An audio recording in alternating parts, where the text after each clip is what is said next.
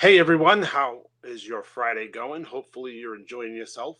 This is the end of the week for many of us. So hopefully had a productive week. I would feel that this week has gone by pretty decently fast, considering how slow everything around us has moved.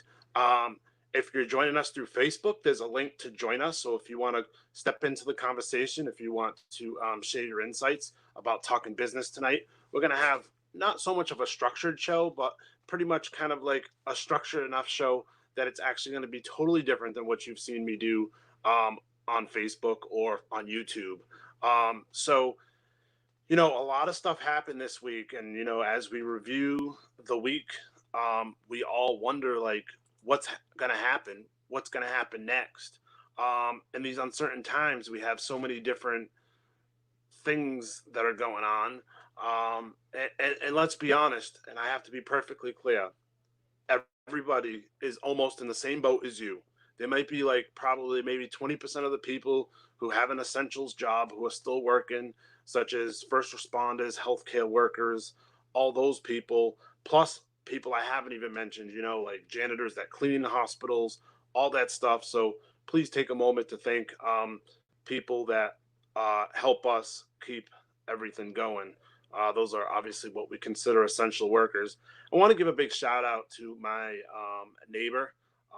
If you don't know, my neighbor is Refried Apparel, and you may wonder what Refried Apparel does. Well, she actually um, re-upcycles sports teams, shirts, jerseys, things like that. So when a player retires or moves to a different team, they actually send her the shirts and she repurposes them. So she's actually in the midst of right now, she's making masks for first responders.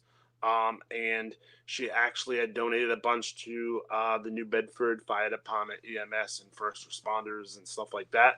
So kudos to Lisa at Refried Apparel for really just going above and beyond. There's so many people that go above and beyond, but you may be wondering why. Obviously, I point her out. To be to be honest. And I point her out because obviously she is my neighbor, and obviously I see what's going on, so I can at least talk about it. Wanted to touch basis on several things. We're going to try to keep this as on track as possible. I did post the link on Facebook, so if you're just joining us, we're going to talk business tonight. Let me just move this over a little, just so that I can make sure that you're not trying to get in on the feed. So we're going to talk about different things, and as we go, I'll probably be changing out the banners. So based on the topic that we're talking about. So um, I'm just going to type as we go. Um, so bear with me. But at the first part I want to talk about is save this one. We're going to talk about manufacturers. So the product that we use in the party and balloon industry starts obviously with the manufacturer. And a lot of people don't quite know what that process is. And when you understand the process, it makes sense. So just because a manufacturer is the first line of someone who makes a product, it honestly almost in a way doesn't even start there. So let's take a latex um, manufacturer. They have sourcing needs that pertain to buying different pigments and inks, um, different latex, different packaging, different components that make up balloons, make up the balloon bag, basically supplies to help them market, box, and present them in a great light. Um, that's what the manufacturer does. So they're already sourcing product even before they manufacture the product. So as you know, I think it's kind of self-explanatory. If you don't know how balloons are made, I would suggest going on YouTube. I'll put the comments down.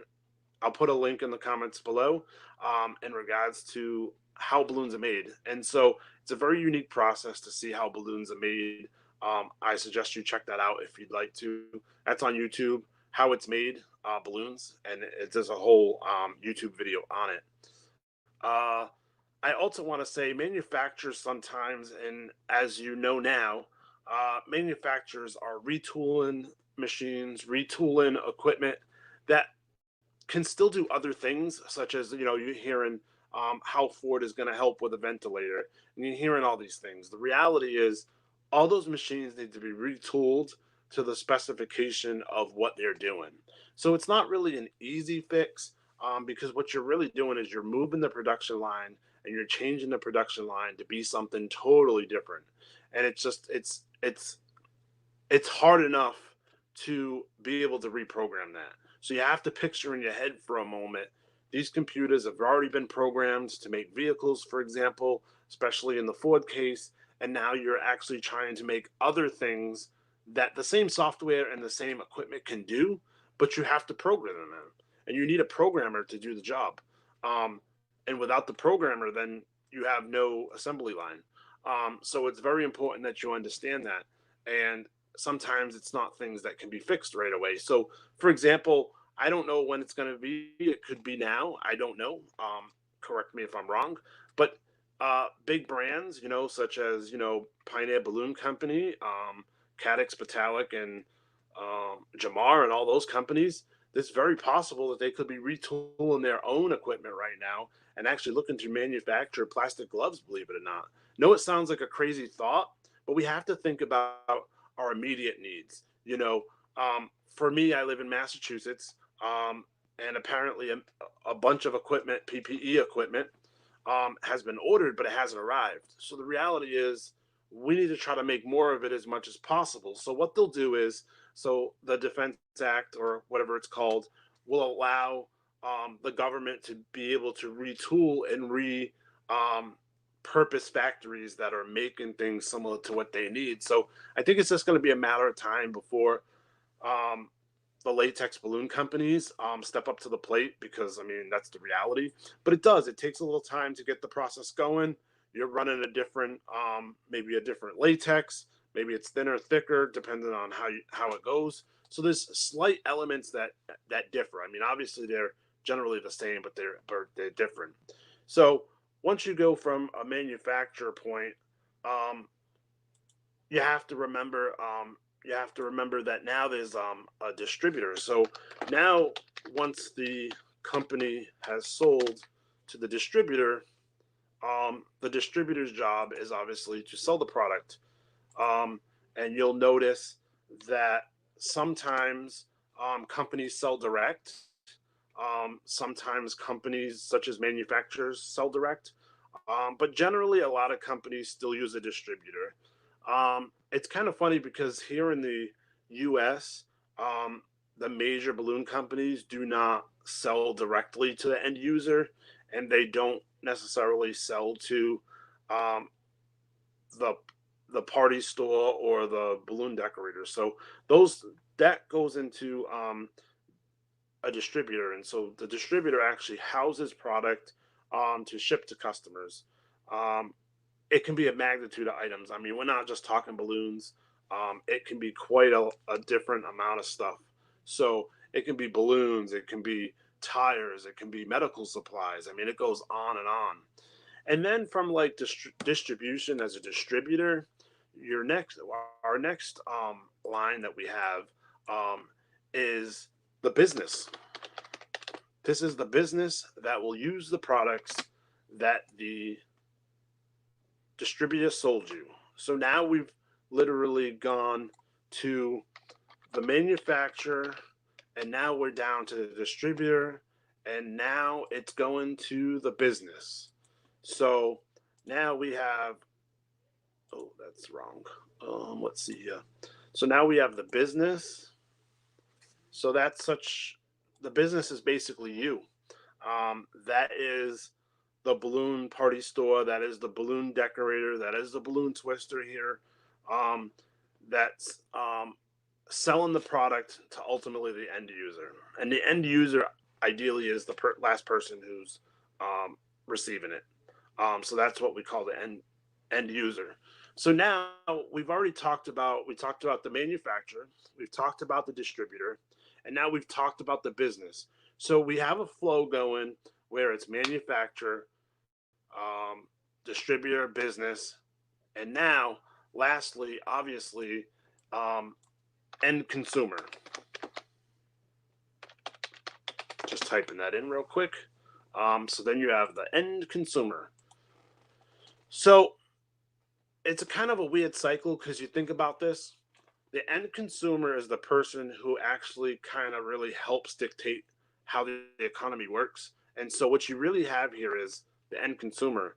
But if you don't have the end consumer, it goes all the way back to the manufacturer, the distributor, and the business. Those are three elements that obviously in these times are struggling because if the business isn't making money, the cancellations are coming in left and right. There's no balloons to twist. There's no balloons to decorate.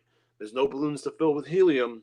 Then it goes back up that the distributor is not ordering stuff from the manufacturer. So now you have a cycle of really what's going on, and that's what's going on. So the end consumer ultimately is who helps dictate what the manufacturer, the distributor, and the business do. And so, as you see, it's not just us. It's not just us in the balloon industry. It's not um, pertain to one category. It's everybody. It's across the globe. It's a big problem. What I will say is, I I would be very fair to say, imagine how the Earth churns, right? So you have so let's just say if the earth wasn't moving so fast, and it just slowed down. China was the first place to get COVID-19, so they started having the issues, um, that's when it all started. So you had the earth rotating, and so now you have people getting sick, and the globe's pretty much, so here's the globe and here's China, and then you pretty much have all these people getting sick. And the reason why I use the globe is because let's think about it. So the person from New York goes to China, has some time in China, comes back from China, goes back to New York. New York's a major clearing port for an international airport. So the problem you have there is, um, there's so many people internationally going through the system.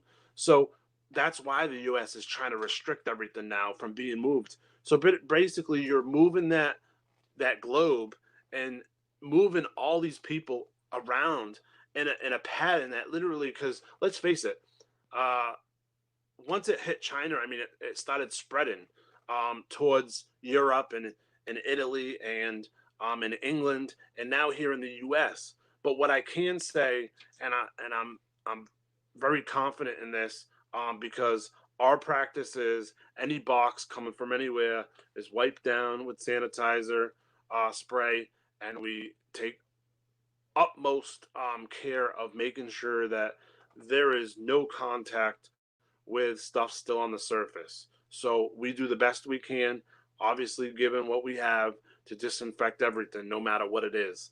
Um, I'm proud to say that our first shipment of 2020 has arrived from China. So what am I seeing as a distributor? I'm actually seeing, let me just show this one. As a distributor, I'm seeing that China's getting back to normal. China's able to do things. Um, so it's helping us out on this line. So we're able to start the cycle of the economy over again. So we can buy from China. We also buy from Spain. We buy some foil balloons from Spain. We buy some latex and foil balloons from Italy. And we also buy some product from England. So now, hopefully, what I'm seeing is you have a shift in this from China across the globe coming to the US, Um, so hopefully what's going to happen in time is we'll be able to slow everything down. I mean, everything's pretty much at a standstill. So the reality is if we keep doing what we're doing, it's going to pay off, because what's going to happen is we're not going to have people um, being virus spreaders, really. So we're trying to control that. So the government's asking here in the US, or at least in Massachusetts, that you quarantine for 14 days, whether you arrive by a train, automobile, or flight. The reality is we all need to basically shelter in place. We all need to not be so close to people, practicing social distancing, and making a better attempt at really doing what needs to be done. Because the sooner that we all adhere to this, the sooner our businesses will start getting together. Now, I know it sounds crazy, but you know what? There is light at the end of the tunnel. I don't have a timeline, I don't have a time frame, but I promise you, there is light at the end of the tunnel. So think about this. Think about what you need to do to prepare your business. Um, if you're not preparing your business now and you're not ready and you're not working on your website and you're not creating balloon pieces to take photos of and you're not trying to market yourself to be better, then you're going to have a bigger problem when stuff comes back because you're going to feel behind. And you know what? Right now is when your competition is going to take every measure to try to outbeat you if they're in the same market as you. So think about it. It's going to be hard. When everything starts getting back to normal and parties start happening, it's going to be hard. But you know what? We all can come through this. We're all going to be better doing what we do. We're going to make this, it's going to be cool. You know what I'm saying? Whether we're going to have a resurgence in the balloon and party industry, yeah, probably.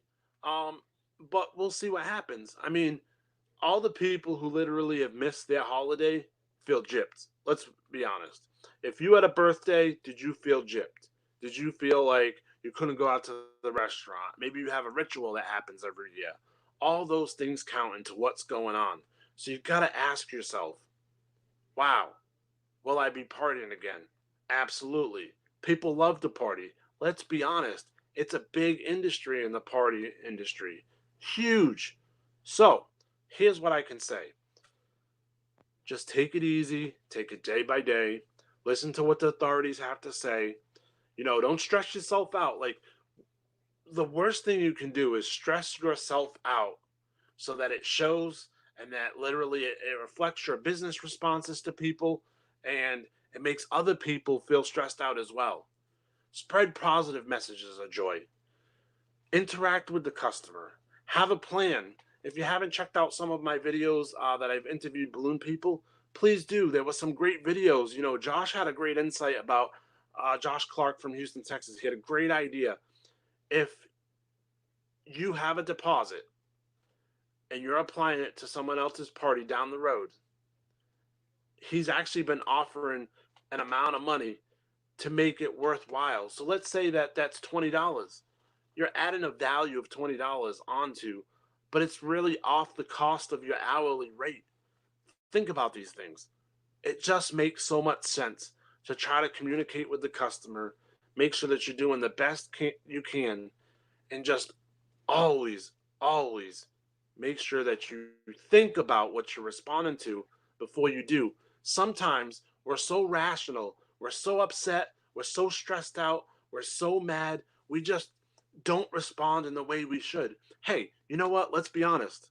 You need somebody to review what you might say, feel free to share it. Share it in the balloon groups on Facebook. Feel free to even write me an email. Feel free to text me. I'll let you know my insight. And you can ask several people. So when you get 3 or 4 people's suggestions on how to handle this particular situation before you act, you might be able to perfect from 3 or 4 people's opinions a better policy than how you may have acted. And let's be honest, as Josh Clark said, sometimes it doesn't matter what's in the contract.